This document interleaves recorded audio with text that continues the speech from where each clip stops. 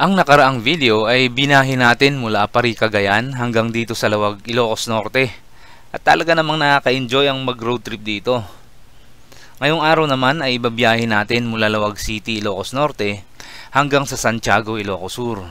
Madadaanan din natin ang mga ilang pasyalan sa Ilocos Sur katulad ng Vigan City, ang Banawang Bridge sa Santa Ilocos Sur, hanggang marating natin ang Sabangan Cove at ang tinaguriang Santorini of the North na matatagpuan sa Santiago, Ilocos Sur.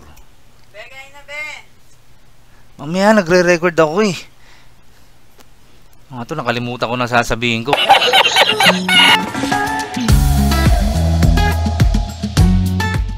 Good morning ulit mga kapiloto. So ngayong araw ay biyahe natin yon. Galing tayo sa Lawag City, ayan, hanggang Santiago, Ilocos Sur. So malapit-lapit lang yan guys. 129 kilometers lang daw base sa mapa. At it would take at least 2 hours. Pero matatagalan tayo ng konti dahil mag-drop by pa tayo sa Vigan City. Kasi titignan natin kung makakabili tayo doon ng sprocket. Kasi kailangan ko nang palitan yung sprocket ng motor ko dahil pang-akyatan yun, pang-bundok yun. Sa part na to guys, hindi na tayo masyado aakyat ng bundok, kaya palit na tayo ng medyo mas malaki. So, sa mga nagmumotor dyan, naintindihan nila ibig ko sabihin. So, yun guys, pagkatapos natin dito sa Santiago, Ilocos Sur, magkakaroon tayo ng side trip. Actually, hindi yun part ng itinerary na ginawa ko. Pero yun ang abangan nyo, maganda to, guys. Nandito na tayo sa Badoc, Ilocos Norte. Ito na yung bayan na boundary rather ng Ilocos Sur at Ilocos Norte. Medyo advanced na yung capture ng ano natin dito, ng recording dahil nakurap yung recording natin doon sa Lawag City. Yung OBR natin nauna na rin kagabi. So basically isa na lang ako dito nagbabiyahe papuntang Ilocos Sur. Pagkatapos na ito, pupunta tayo ng Vigan City. Maghahanap tayo ng sprocket. Dahil yung sprocket natin pangakyatan yan eh. Dahil kung alam nyo naman, galing tayo sa bundok. So, yung sprocket natin sa engine, maliit yan. Pero ngayon, nandito na tayo sa patag, kailangan na natin ng medyo malaki-laking sprocket para hindi laging galit yung makina ng motor. So, yun ang sadya natin sa Vigan City. Hopefully, meron sila. Dahil dito sa bandang Ilocos Norte, nagtanong-tanong na ako, wala naman akong nakita.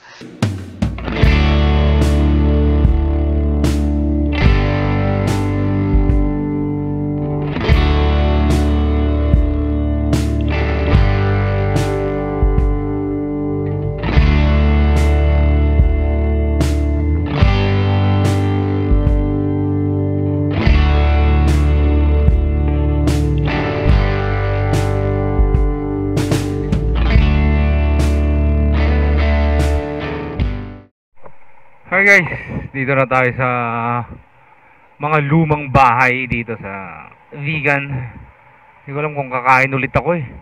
Ang oras na ba? Alas 10 pa lang. Kumain tayo alas 8 kanina eh. So ito yung mga bilihan ng mga empanada. Ito marami dito. Nakapalibot dito sa plaza. Kaya muna tayo empanada guys dito. Tapos tanong-tanong tayo saan tayo makakabili ng sprocket. Nagtanong ako kanina doon sa may unahan kaso wala daw. Sikat na Kalye Crisologo. Dito pinupuntahan ng mga turista dito sa Vigan. Ito kahabaan yan, papunta doon sa kabila. So kung napapansin nyo, no entry na yung vehicles dyan. Kasi nga dedicated na yan para sa mga turista. So alas 11 ng umaga. Tama ba? Alas 11. Hindi tayo makahanap ng bilihan ng sprocket. Okay guys, so bali itong dinadaanan natin, shortcut na to para maiwasan natin yung traffic dun sa papasok ng Vigan at saka palabas. Barangay Rawis. Okay guys, so makikita nyo pag gusto nyo maka-shortcut, Bulag Sentro yung pangalan.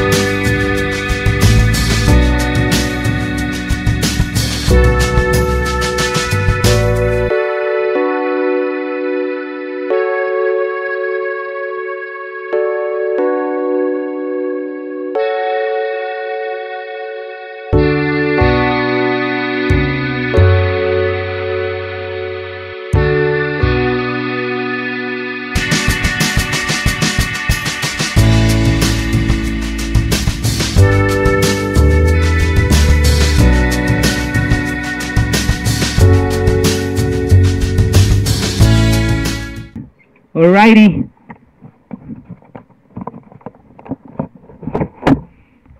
Already. Ito ilog na to, napakarami rin contributory na mga ilog na kumukonekta dito, kaya nakabuo ng ganitong kaluwang na ilog. Mapaw, yung tubig din. Ay, ito nga ata yung dinugtong, itong part na to, sorry. Naputol siya, and then, yun, dinugtungan, then eventually, gumawa na lang sila ng bagong tulay. Yung tulay na to dati, dun pa sa pinakababa dun. Talagang ramdam na ramdam mo yung init na dito. Siyempre nakakapanibago dahil nagbiyahe tayo ng galing Nueva Ecija, Nueva Vizcaya, Benguet. So yung mga part na yun medyo malalamig, ano? Pagbaba natin ng Tuguegarao ng Tabuk, okay pa, hindi pa mainit eh. Tuguegarao hindi pa mainit. Apari hindi pa mainit. Ilocos Norte, doon ko na talaga naramdaman yung init ng lugar. So hanggang dito.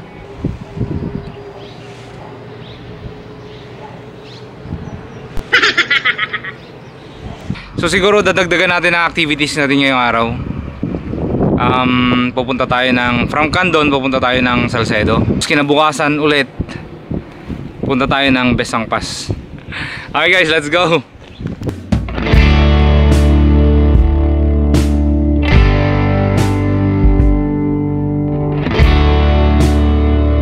Woo! Ilocos Sur!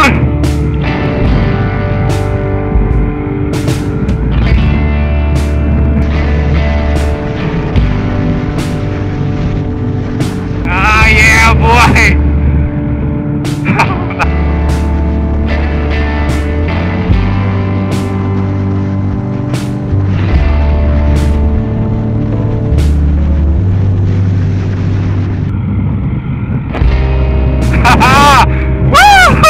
Wow, what a view down here. Merong puon dyan, tapos nilalakad lang yan mula dun, tapos pupunta sila dun. Tapos kapag high tide, umaabot ang tubig doon sa dadaanan mo.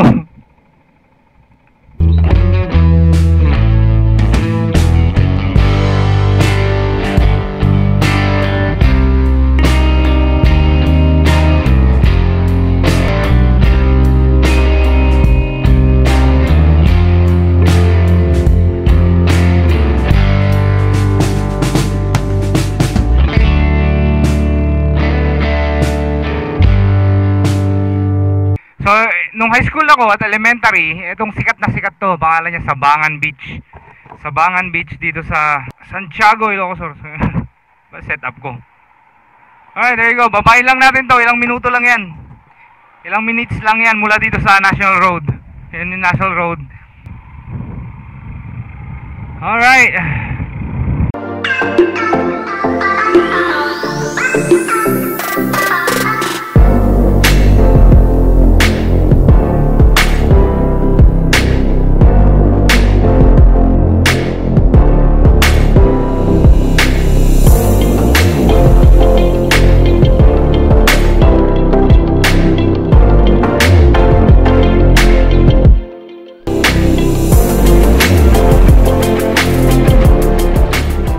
Go, go, go, Santiago.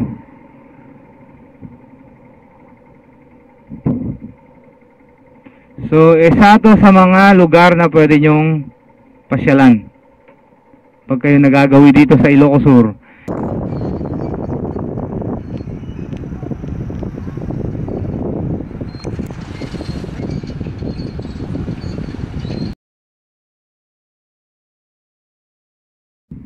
Yan, mga cottages, oh. Hile-hilera yan. Tara!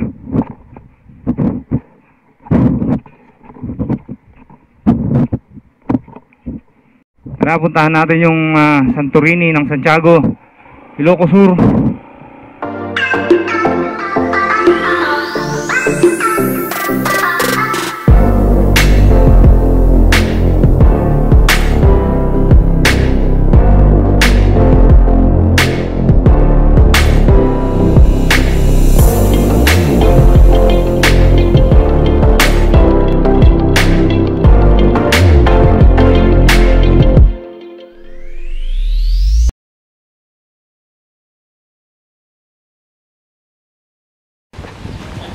₱300 consumable.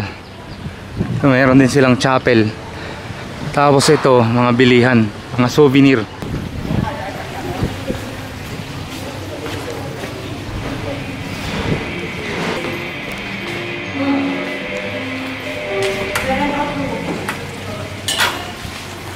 Ipapakita natin kapag doon na tayo sa snack bar nila. So pang merienda lang to, consumable 200 pesos pala. So pinaka main entrance mo is 100 pesos. So parang ganun yung sistema dito. Alright, so libot-libot lang tayo saglit. Limited dito sa part na to, pero sa taas di pwede. I think hotel ata to. So ito yung pinaka chapel nila. At syempre kulay puti pa rin. Trademark yan.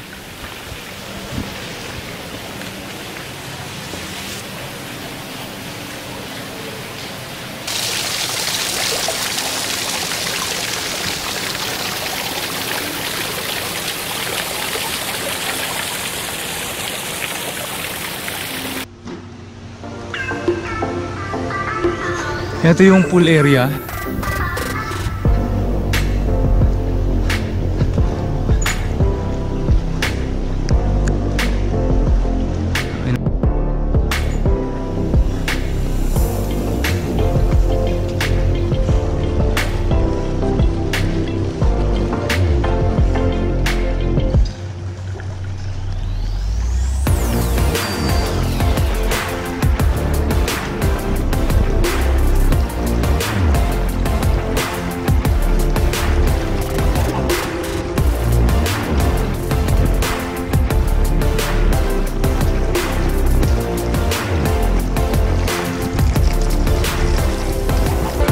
Sa may villa na to.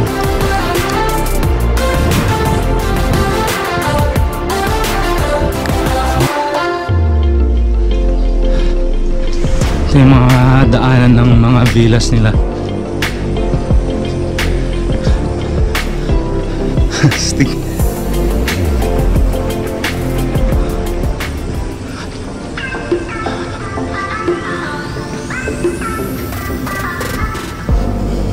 Kung gusto nyo malaman yung rates nila, check nyo lang sa website.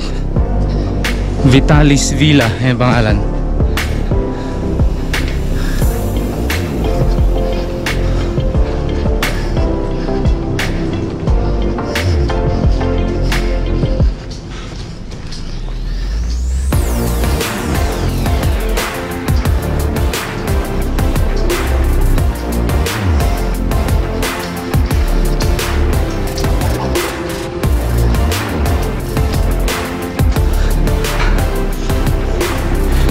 So ito yung kabilang dulo.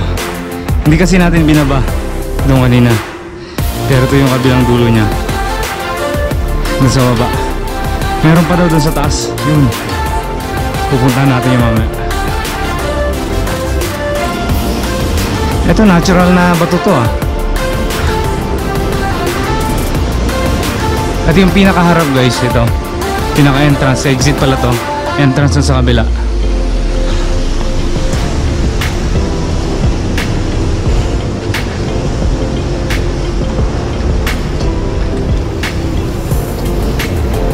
Power generation. Tara, punta natin yung pinakababa. Ito yung akyatan, no, papunta doon sa kabila. Pero magpapagod muna tayo dito, papawis muna tayo.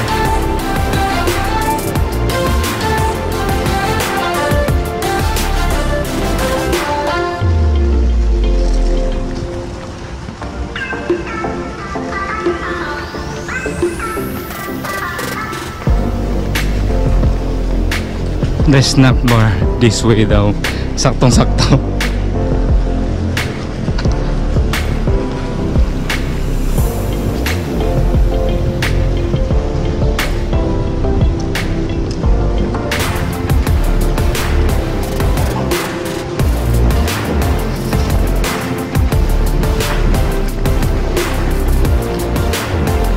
Medyo mataas-taas to ha. Pero meron naman silang service na ginagamit dito.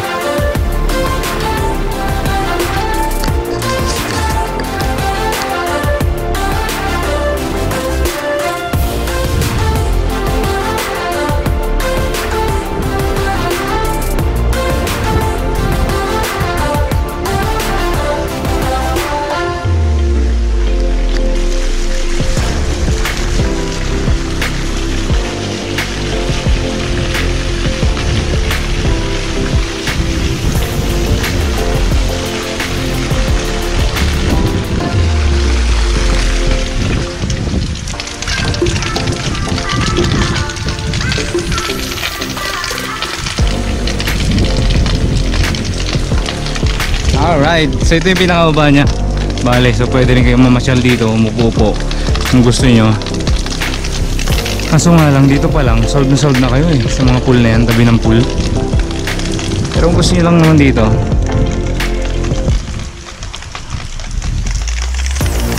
panalo to, the best.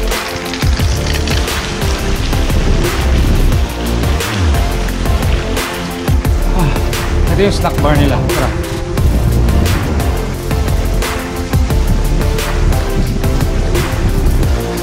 Ito yung taas na snack bar.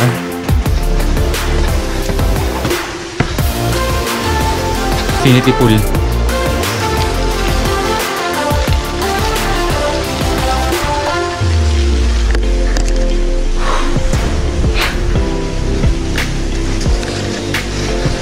Let's go. Snack bar tayo.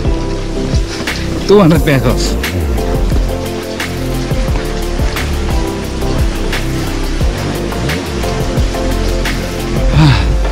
Kaya tama ba yung pinasok natin?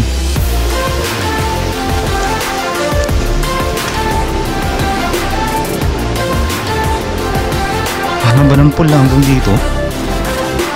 Tapos may mauupuan din kayo doon pala sa dulo na to kung sa hapon, diba, gusto yung manood ng sunset. Mga switch. Ako lang. Halo. So, ito halo-halo latan eh. Halo-halo latan. 150. Kasama ka na ito. Basi lang.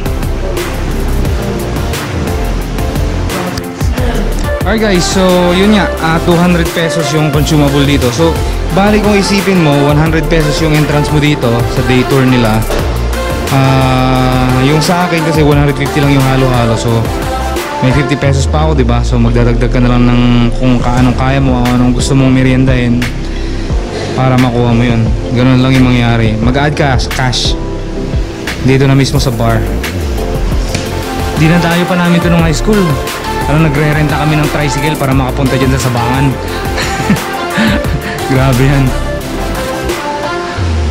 Antay lang natin yung order. At parang na-dehydrate na yata ako. Alright, dito naman tayo sa labas, sa kabilang side. So ito siya kanina yung pinasukan natin. Dito naman tayo akit ngayon. Overlooking din to. At lumakas na ako sa halo-halo na yan.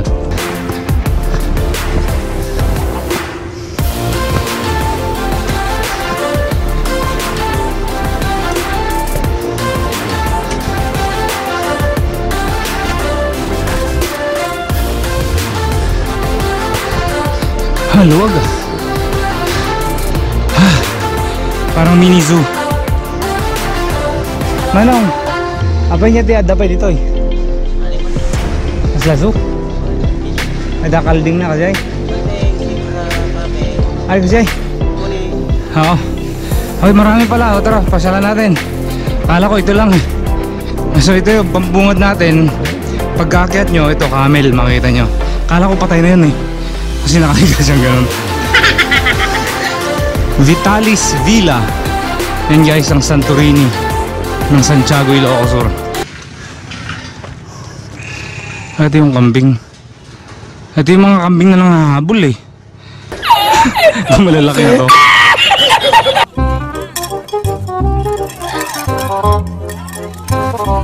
May sheep din. Mountain goats.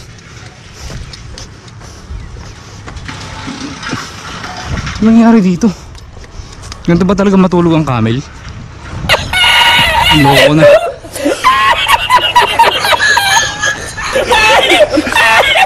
Nangyari dyan?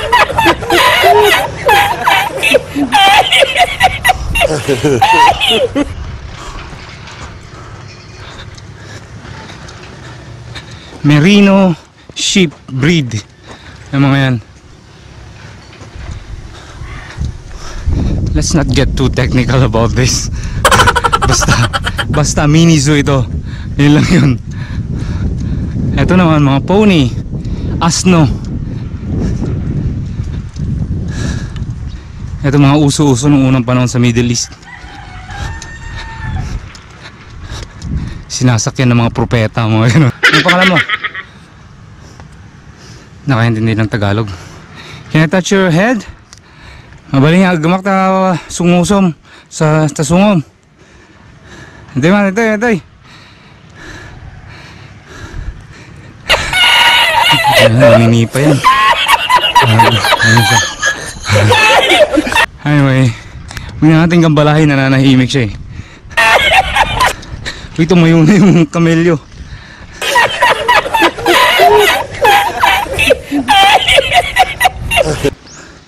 Zebra in the house, yo. What's up, zebra?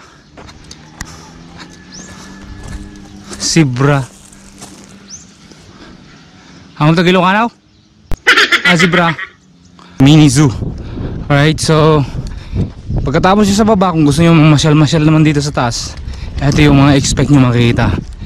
Zoo, mini zoo. Zoo.